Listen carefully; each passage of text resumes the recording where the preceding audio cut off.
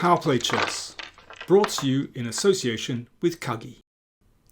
Going into round 3 of the candidates, 4 players shared the lead. Gukesh, Vidit, Caruana and Nepomniachtchi all had 1.5 points. A point behind, Nakamura, Abbasov, Firuzja and Praggnanandhaa all on a half. Now the game I'd like to look at from round 3 is the All India battle between Vidit Gujrathi and Rameshbabu Praggnanandhaa. And this was a pretty extraordinary game, an extraordinary opening, I can tell you. So Vidit, having won this splendid game against Nakamura, would be full of confidence going into this game, playing with white. Praggnanandhaa lost a poor game against Gukesh, or wild game actually, but he would have been very disappointed to lose. So how would Prag react? Play something solid with black? Or play something wild? Well, he went for wild. I mean, I'm absolutely flabbergasted at this opening. So this is a deferred Schliemann. So this is the Schliemann, which is a little bit dubious. But I can tell you, F5 has a very poor reputation. But interestingly, if you look at the databases, quite a few Indian players have been trying this out recently with a few new ideas. So it's kind of in the air. Nevertheless, it is so risky to play this. So let's move on, and I'll try to sort of let you know why this is poor. Well, d4 is the known antidote to f5. And the problem is that if black is playing with f5, then it exposes this diagonal, it's one of the things I'm often going on about. Don't touch that f-pawn. But this whole line is rather dubious. So d4, excellent move. And if pawn takes pawn, then basically you can take here, and you can see that pawn really restricts black's pieces.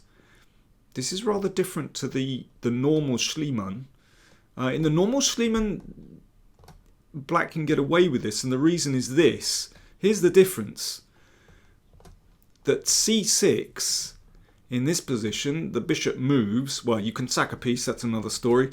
But basically, when the bishop moves, queen a5 check wins that pawn on e5.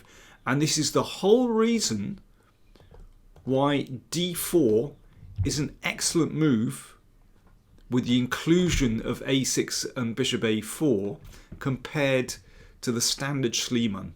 And d4 is really strong. So in this position, this is just good for white. There's no trick with c6 and queen a5 check, basically. So e takes d4. So this is, black has to do this, and now e5. So this is very reminiscent of the Falkbeer counter gambit in the King's Gambit. I hope I'm not bombarding you with too much theory here. So with colours reversed, this is the Falkbeer, which is dangerous.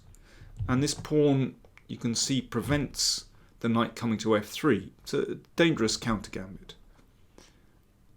And here, this works in a very similar way. This pawn on e5 restricts black's pieces, is a pain for black to deal with, basically. So in the past, we've seen bishop c5. For example, this was played in the game between Karpov and Korchnoi in their candidates final in 1974. But this has a poor reputation. Karpov played bishop b3 here, but it's known that c3 gives white fantastic play. This diagonal is exposed. Bishop coming out to g5. Tremendous position for white. But very quickly, Prag played b5. Pushing the bishop back to b3, and then knight a5. So this is a relatively new way to play. So he was playing these moves fairly quickly. And at this point, Vidit thought for about 17 minutes. So it's certainly logical to chase down this bishop. This is a problem diagonal. I mean, there are so many ways for white to play this. Vidit played knight takes d4, very straightforward, just taking that pawn. And Prag, playing fairly quickly, played bishop b7. So that's a wonderful bishop. And now Vidit just took on f5. I mean, one could just castle here. That's an interesting way to play but of course you have to reckon with this move, and white has to sack a piece, but well, there's very good compensation. So Vidit played in a straightforward way. He simply took the pawn on f5.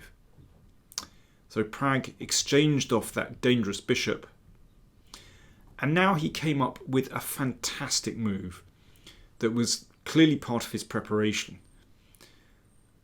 So black to play. How would you play with black in this position? It's so sharp, you've got to get this right. So just a little warning, if black plays something like bishop takes g2, not a good move. Watch this. Bishop goes back, queen h5 check, rook takes g6. Well, this looks like a game of Paul Morphy from the 1850s, destroying someone in a simile. Black's king is in desperate trouble.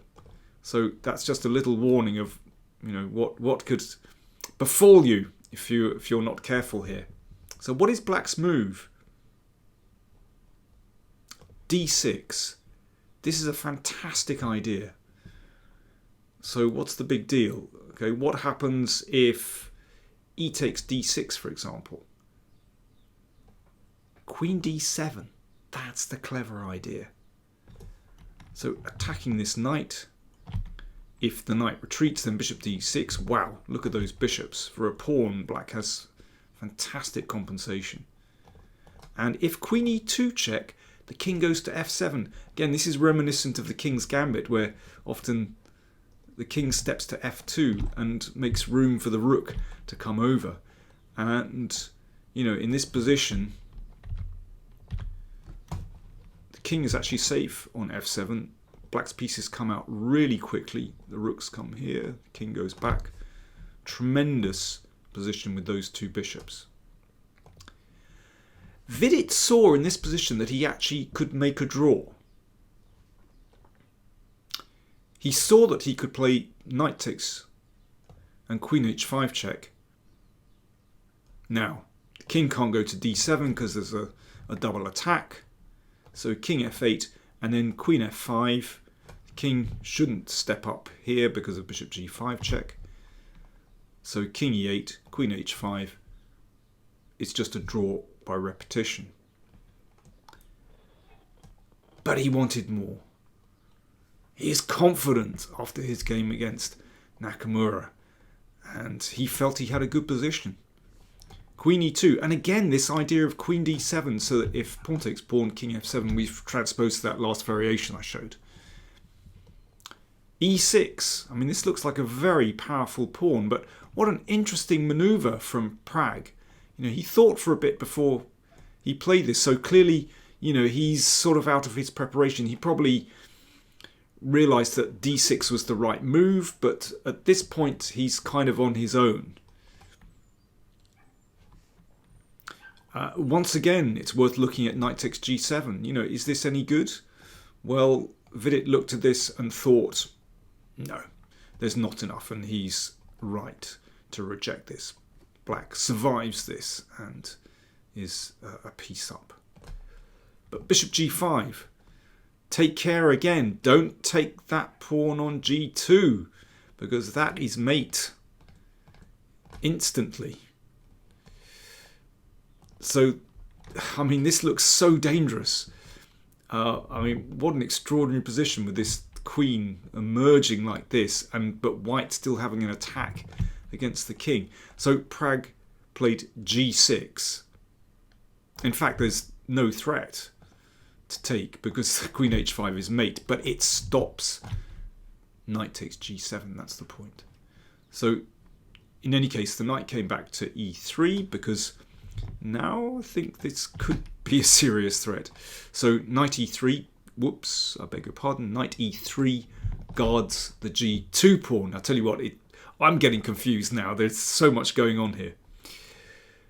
h6, bishop f4, bishop knocked back, and knight e7. So Prag with black has kind of found his feet a little bit to some extent. He's blocked that e-pawn, driven these pieces back. He's still a pawn down, but if he can bring his pieces out, those bishops look wonderful, and he might be able to surround that pawn. I think, you know, the big battle here is whether Vidit can somehow connect his forces with that pawn on e6 and consolidate that pawn, or can black surround that pawn? Can Prag surround that pawn? So c4, that's an interesting move because it does give potentially the knight a foothold on d5, and perhaps white can open up the position. b4, I think that's a good move. You want to keep the c file closed, and of course it prevents the knight coming to c3. Well, if white simply makes some developing moves like this, then that should be good for black. This rook will swing across. You can see that there's an issue with mate on g2, and black is going to be able to scoop up that pawn, and then the bishops look fantastic. Yeah, I mean, you can see that white is under pressure there. So Vidit played instead queen g4. So this is still really tricky. g6 is a sensitive pawn, and on that diagonal it could dissuade black from castling kingside. So yeah, if bishop g7, then knight d5 already is very awkward for black, undermining the protection for the pawn here. So that's why Prag played queen c5. That means d5 is covered, and the queen covered some nice squares here. Also prevents rook a5 actually.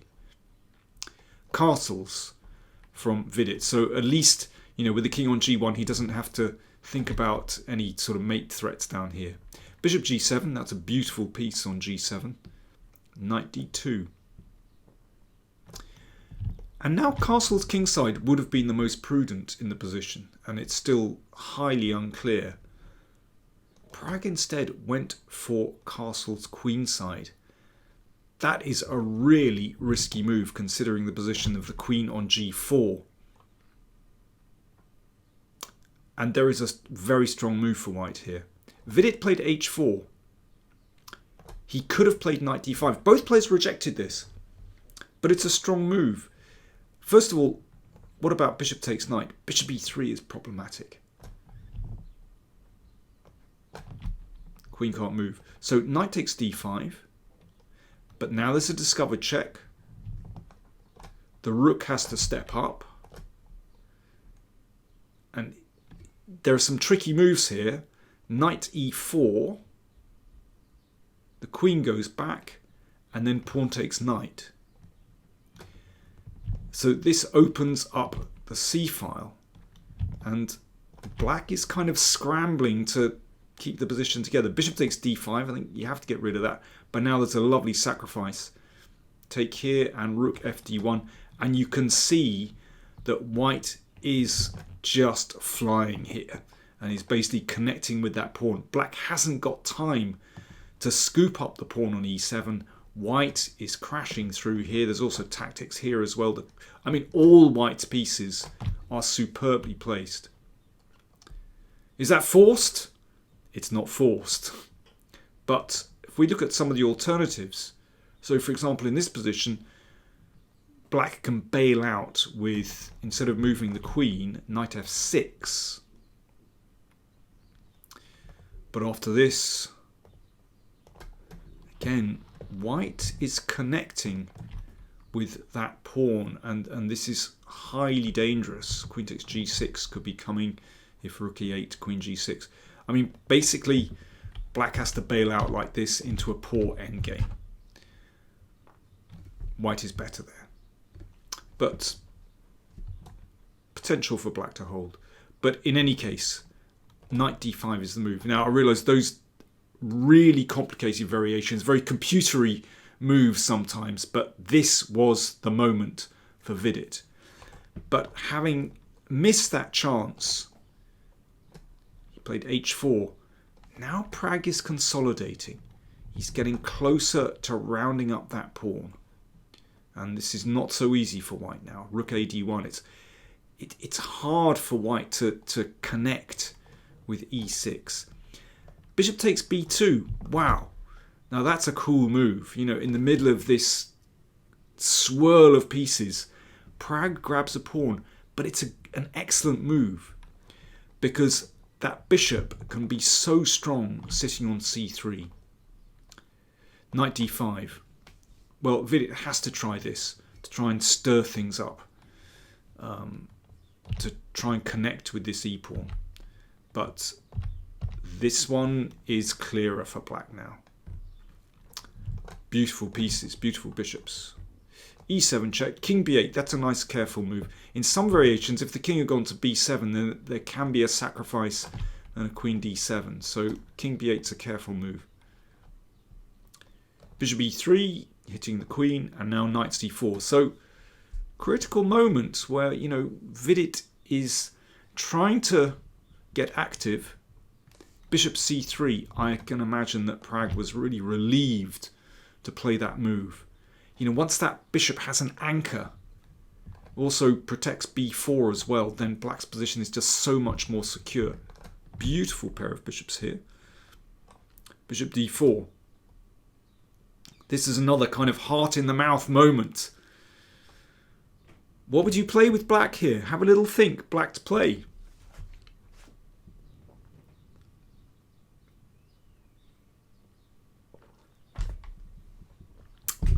Right, I've had my drink. Have you had a think? Would you take this pawn? Don't do it. There's a slightly unusual discovered check. Prag said that he was moments away from taking that pawn and then realised in time it would be a mistake. And he played instead, he just moved the rook. He played rook g8. Yeah, I mean, I think instead something like this, you know, white somehow has decent compensation there. Maybe rook takes, I'm not sure. Maybe this one as well. This one just doesn't feel as good. Probably queen takes, at least gaining a tempo against the bishop. Yeah, and then, you know, that pawn can be protected. That's better. That's the way to go. Yeah, this is tricky. But rook g8, sound move. So an exchange here, but okay, careful of that pawn now. So the queen comes across, hitting both those, and the bishop goes back to b7. So this pawn has to be tidied up, and rook takes e7. So I think Prag probably breathed a sigh of relief having eliminated that pawn, and the dust is sort of settling a bit. So if let's just take stock here. Black is a pawn up. How secure is the king? Well, with the bishop and the queen around, then it's not too bad. It would be nice to have pawn cover, a b pawn, but still, you know, this is obviously better for black. Knight a5, knight lurking. Rook e5.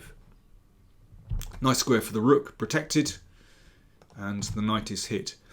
And perhaps a compromise here for Vidit would have been to exchange, and major piece endings are not easy to put away. Particularly, I think rook d4 is a nice move.